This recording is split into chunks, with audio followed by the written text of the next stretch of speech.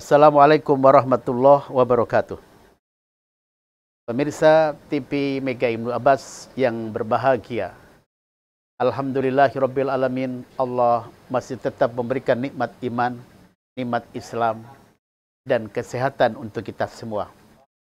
Mari kita selalu bersyukur dan bertafakur kepada Allah yang Maha Luhur.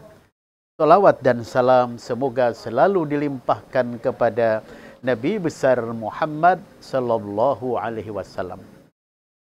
Pemirsa yang dirahmati Allah, pada saat ini kita akan membahas ada 10 golongan manusia di mana ketika nanti meninggal dunia, mayatnya akan selalu utuh. Nah, orang-orang yang mayatnya utuh nanti di alam barzahnya, di antaranya kata Nabi, al-anbiya, para nabi, para utusan Allah.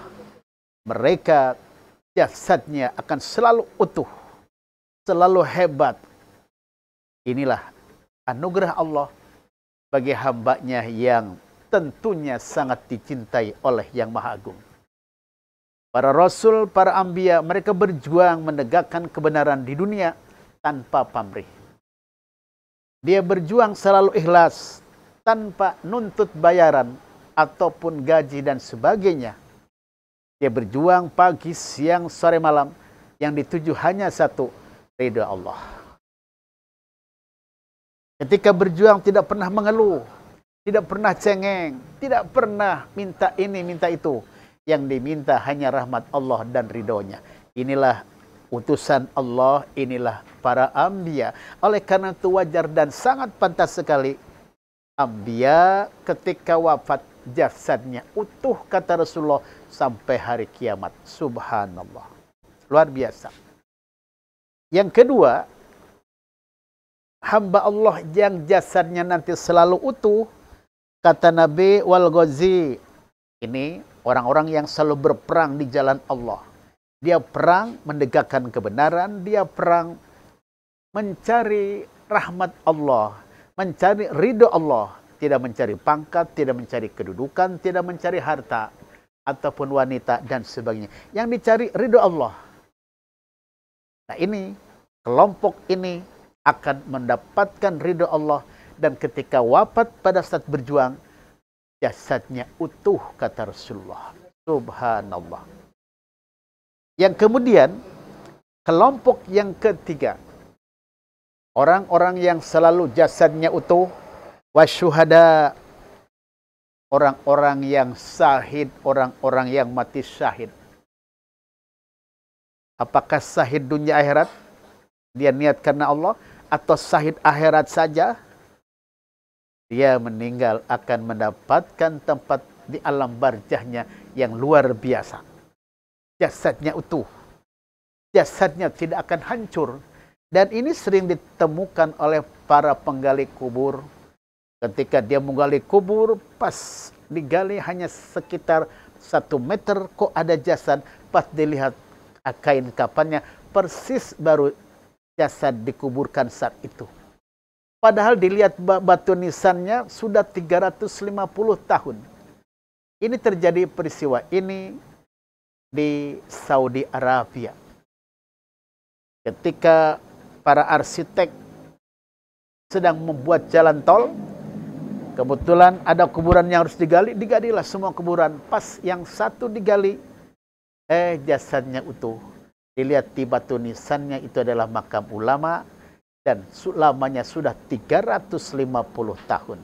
Subhanallah. Tuh ya. Dan masih banyak lagi peristiwa yang lain, baik di negeri kita maupun di negeri tetangga dan di seluruh mancanegara. Banyak jasad yang digali, ketika digali masa jasadnya utuh. Yang kemudian, orang-orang yang jasadnya utuh nanti, kata Kangjeng Rasul, wal alim. Ini termasuk orang alim. Ya. Dia ulama, dia berjuang penuh keikhlasan, penuh ridho Allah. Dia berjuang tidak selalu diukur dengan dunia.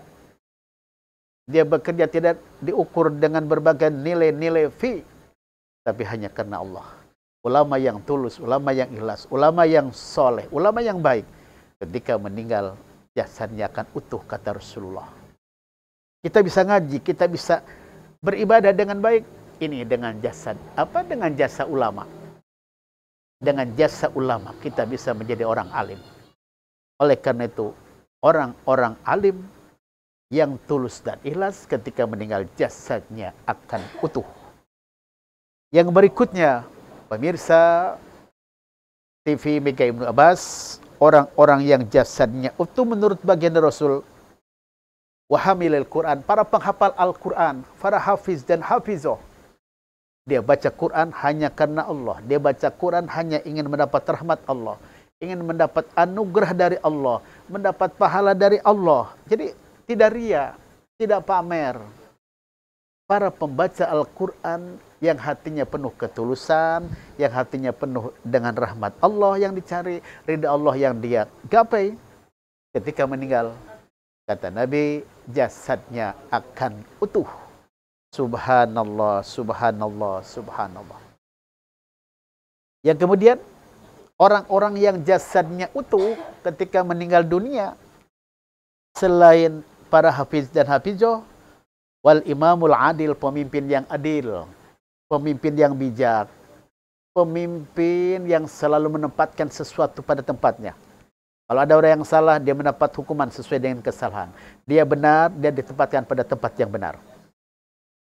Pemimpin yang adil selalu memperhatikan rakyat-rakyat kecil, kemudian rakyat-rakyat kelompok menengah, dan juga kelompok atas, dia perhatikan semuanya dengan baik. Dan imamun adil, dia bekerja karena Allah, bekerja ingin mendapatkan rahmat Allah, ridho Allah. Nah, para pemimpin yang adil ketika wafat, kata Nabi, jasadnya utuh, jasadnya tidak akan hancur. Yang kemudian, pemirsa, orang-orang yang jasadnya nanti utuh, selain al-imamul adil, wal muazin, orang yang suka azan di masjid, suka azan di musola, dia ikhlas, dia ridho. Wafat, jasadnya utuh. Alhamdulillah kita subuh tidak pernah kesiangan. Karena muadzin selalu ngasih tahu bahwa sebentar lagi subuh, azan tengah malam. Terus pas subuh pun kita mendengar azan seorang muadzin, kita pun bangun, tidak pernah lambat berjamaah subuh. Subhanallah. Ini pun jasa para muadzin. Kita melangkah kemana saja tidak pernah kesiangan, tidak pernah tergopoh-gopoh karena adanya azan, dan kita pun bisa mendengar yang jadi seruan tadi. Inilah hebatnya muadzin, nanti kata Nabi, jasadnya utuh. Yang kemudian, wal mar'ah, seorang perempuan ketika meninggal habis melahirkan, dan dia beriman kepada Allah, maka wanita tadi akan mendapatkan surga Allah, yaitu jasadnya utuh, dan termasuk masih syahid akhirat. Dan orang yang dibunuh karena dizolim, itu pun juga akan mendapatkan tempat yang bagus di alam kuburnya. Dan selain itu, orang yang meninggal di hari Jumat dan malam Jumat, ini termasuk syahid akhirat. Kata Imam Ghazali, bisyartil iman, syaratnya iman kepada yang Maha Agung. Inilah pemirsa TV Mega Ibnu Abbas yang saya sampaikan di hari yang penuh barokah ini. Mudah-mudahan ada manfaatnya. Lebih dan kurangnya mohon maaf. Wallahul muwafiq ila aqwamit thoriq. Assalamualaikum warahmatullahi wabarakatuh.